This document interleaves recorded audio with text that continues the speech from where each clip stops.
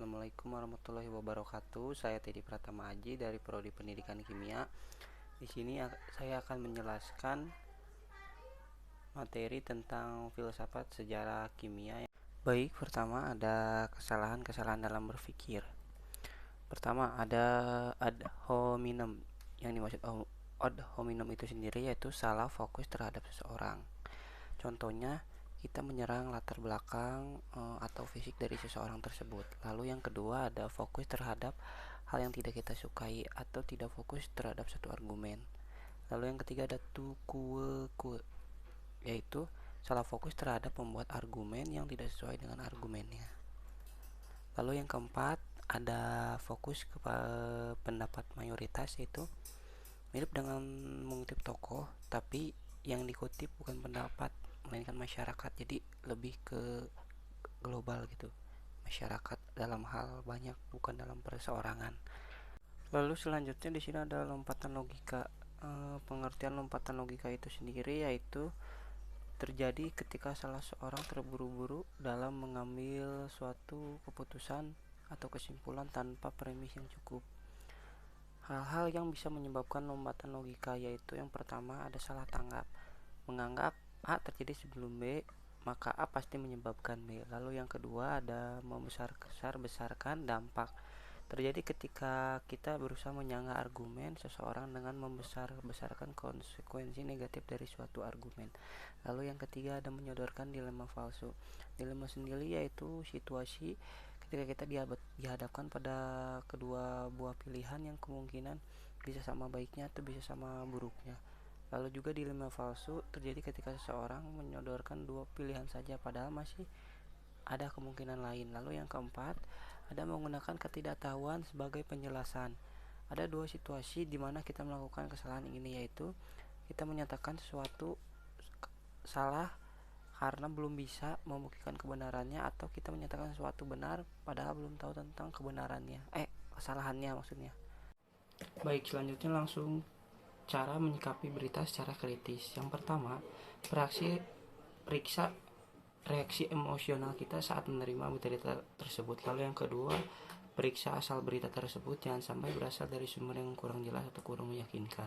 Lalu yang ketiga, perhatikan judul berita, jangan sampai kita termakan oleh judul yang seakan-akan booming ketika berita itu keluar. Lalu medianya harus kredibilitas.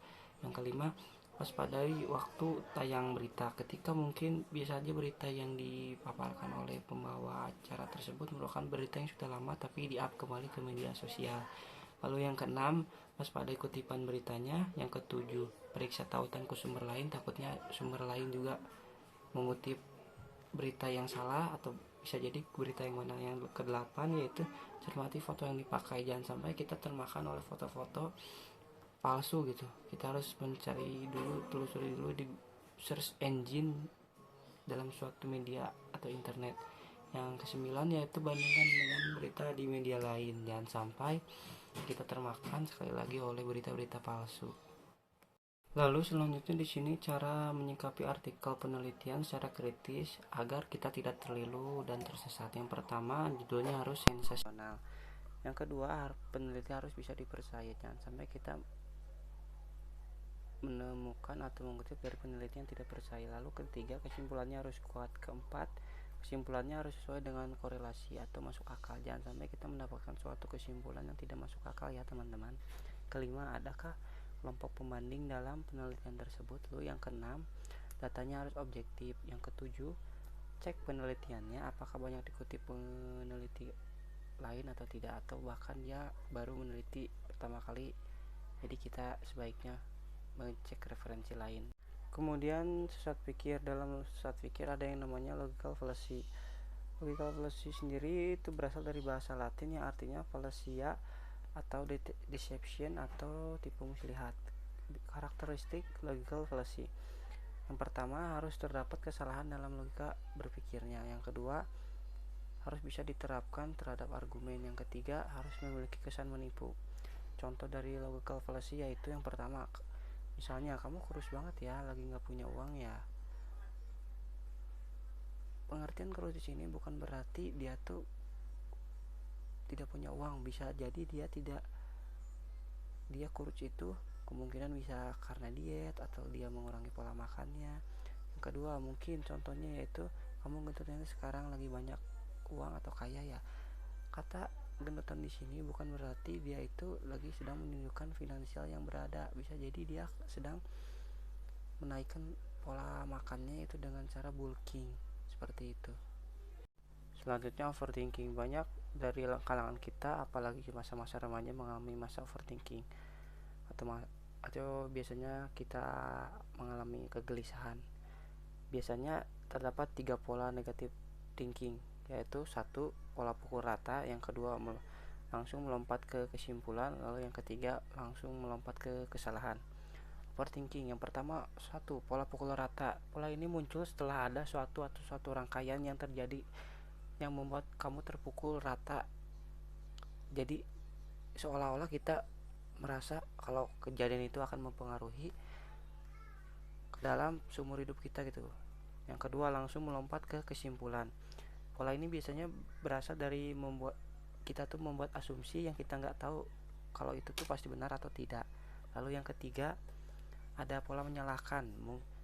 Pola pikir negatif di mana kamu menyalahkan suatu kejadian ke satu pihak saja atau sendiri atau ke orang lain. Jadi kita tuh terus mengulik kesalahan atau kejadian-kejadian yang sudah kita alami gitu. Cara mengurangi negative thinking terdapat 2 cara, yaitu kita harus belajar ngasih konteks positif ketika mengalami suatu kejadian. Kita tuh harus selalu berpikir positif ya. Jangan kita tuh memikirkan selalu hal-hal negatifnya. Yang kedua, kita harus belajar mempersepsikan sesuatu dengan benar. Contoh dari overthinking yang pertama, mungkin kita semua akan pernah ketakutan soal masa depan kita akan seperti apa. Yang kedua, mungkin kalau dari saya sendiri, saya sangat kaget melihat culture shock kuliah, yaitu tugas-tugas yang sangat banyak, deadline yang mungkin sulit ditebak kapannya. Jadi kita tuh selalu senantiasa membiasakan dengan kegiatan tersebut. Jujur saya termasuk orang yang overthinking, kaget melihat dunia perkuliahan. Baik begitu. Mungkin itu yang bisa saya sampaikan dari presentasi ini. Mudah-mudahan bermanfaat bagi kita semua. Wassalamualaikum warahmatullahi wabarakatuh.